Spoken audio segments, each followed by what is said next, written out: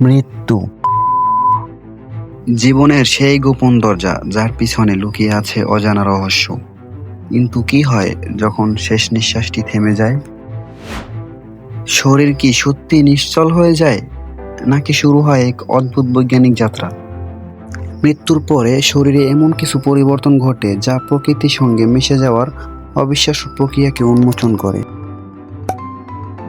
এই ভিডিওর মাধ্যমে আপনারা জানতে পারবেন মৃত্যুর পরে শরীরের সাথে কী ধরনের পরিবর্তন হয়, এ নিয়ে বিজ্ঞান কি বলে, পচন প্রক্রিয়ার ধাপগুলো কিভাবে শরীরকে প্রকৃতির কোলে ফিরিয়ে নেয়, এবং মৃত্যুর পর শরীরকে নিয়ে কিছু আশ্চর্যজনক তথ্য যা আপনাদেরকে অবাক করবে। তাহলে কথা না বাড়িয়ে চলুন আজকের ভিডিও শুরু করা যাক। যখন একজন মানুষ মারা যায় তখন শরীর যেন হঠাৎ থমকে যায়।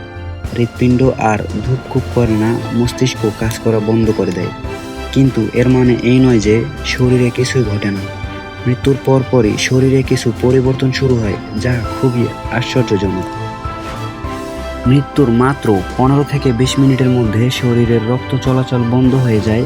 রক্ত চলাচল বন্ধ হওয়ায় অক্সিজেন সরবরাহ থেমে যায়, ফলে ত্বক ফ্যাকাশে হয়ে যায়।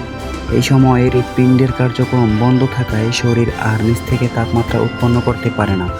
ফলে শরীরের তাপমাত্রা ধীরে ধীরে কমতে শুরু করে এবং পরিবেশের তাপমাত্রার সাথে মিলে যায়। যেমন পরিবেশের তাপমাত্রা যদি 30 ডিগ্রি হয়, তাহলে শরীরও 30 ডিগ্রি তাপমাত্রায় নেমে আসবে। বিজ্ঞানী ভাষায় এই প্রক্রিয়াকে বলা হয় প্যালোরমোটিস। কিন্তু কিছু লোক বিশ্বাস করে এই সময়ে শরীর থেকে আত্মা বেরিয়ে যায়, তাই এই পরিবর্তন হয়। মৃত্যুর 2 থেকে 6 ঘন্টা পর শরীরের পেশিগুলো শক্ত হয়ে যায়। এটা ঘটে কারণ শরীরে আর অক্সিজেন বা শক্তি তৈরি হয় না, তাই পেশিগুলো একটু একটু করে জমে যায়।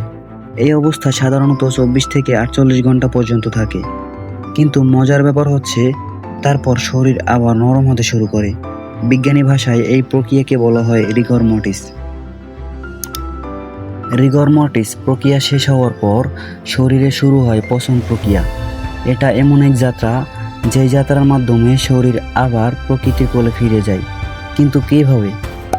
আমাদের শরীরে, বিশেষ করে পেটে, কোটি কোটি ব্যাকটেরিয়া বাস করে। মৃত্যুর পরে এরা সক্রিয় হয়ে ওঠে, তারা শরীরের কোষ ভাঙতে শুরু করে। আর এই প্রক্রিয়ায় মিথেন, হাইড্রোজেন সালফাইডের মতো গ্যাস তৈরি হয়, ফলে শরীর ফুলে ওঠে, বিশেষ করে পেটের অংশ। পচন প্রক্রিয়া কয়েকটি ধাপে হয়। প্রথম অংশে শরীরের নরম টিস্যু যেমন চোখ ও নাকের অংশ খারাপ হতে শুরু করে। তারপরে ব্যাকটেরিয়া কোষ ভাঙতে ভাঙতে আরও গভীরে প্রবেশ করে, আর এই সময়ে শরীর থেকে তরল বেরিয়ে আসে। শেষে শরীরের অধিকাংশ মাটির সাথে মিশে যায়। শরীরের পচন প্রক্রিয়ার এই ব্যাপারটা একটু অদ্ভুত, তবে এই প্রক্রিয়ার মাধ্যমেই শরীর আবার প্রকৃতির অংশ হয়ে যায়। মৃত্যুর পরে শরীরকে নিয়ে কিছু আশ্চর্যজনক তথ্য। প্রাকৃতিক মমি। খুব শুষ্ক পরিবেশে, যেমন সাহারা মরুভূমিতে, অতিরিক্ত তাপ ও শুষ্কতা থাকে। এমন জায়গায় শরীর থাকলে অতিরিক্ত তাপ ও শুষ্কতার কারণে শরীর থেকে তরল বের হয়ে দ্রুত শুকিয়ে যায়, ফলে শরীর মমি হয়ে যায়। চুল ও নখের সাইজ বড় হওয়া।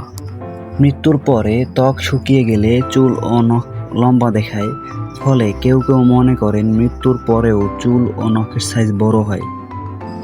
কিন্তু মৃত্যুর পরে মানুষের শরীরের চুল বা নখের সাইজ কোনোটিই বড় হয় না। অস্বাভাবিক শব্দ। মৃত্যুর পর শরীরে গ্যাস জমে গিয়ে মুখ বা পেট থেকে অদ্ভুত শব্দ বের হতে পারে। এটা একটু ভয়ঙ্কর, তবে স্বাভাবিক।